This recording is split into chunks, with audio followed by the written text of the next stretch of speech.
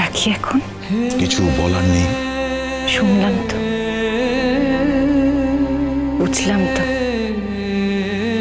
শুনে আমার দোকান জুড়িয়ে গেল, মনটা আমার ভরে গেল। তুমি তো এখন আমার কাছে নেই, তাই তুমি দেখতে পেলে না যে আমার দু চোখও ভরে গেল।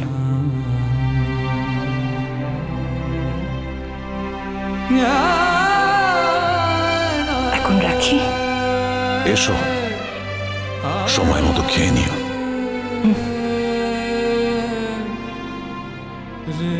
রাখছি।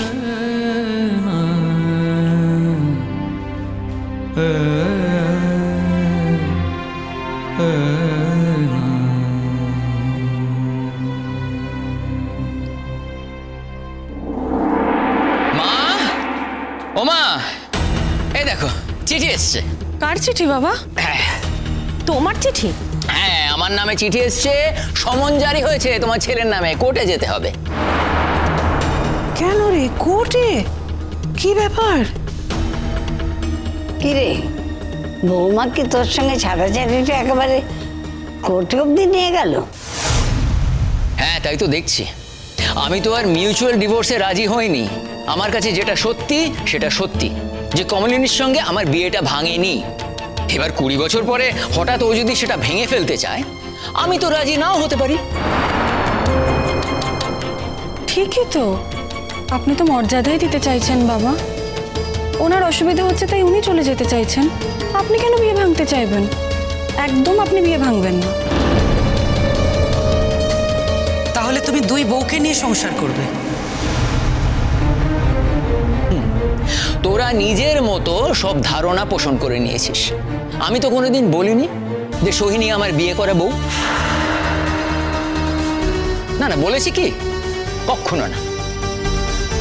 তোদের সমস্ত কথা বলেছি, তোরা মানতে চাসনি, সেটা তো আর আমার দোষ নয়।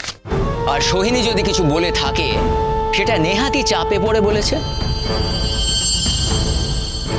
ওর কিছু করার ছিল না বলে বলেছে।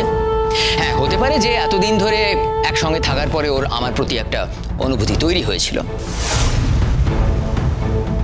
আর এই 20 বছরে তো আমি কিছুই জানতাম না, আমার বাড়ির কথাও মনে পড়েনি।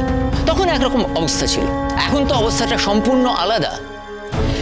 আমি কোর্টে সব বুঝিয়ে বলবো। আর কত ঘোরাবে তুমি?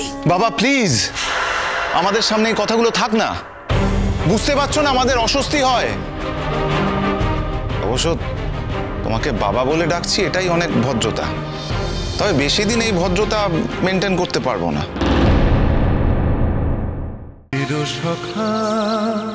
চিরসখা সোম থেকে রবি প্রতিদিন রাত 9টায় স্টার জলসায় ও জিও হটস্টারে।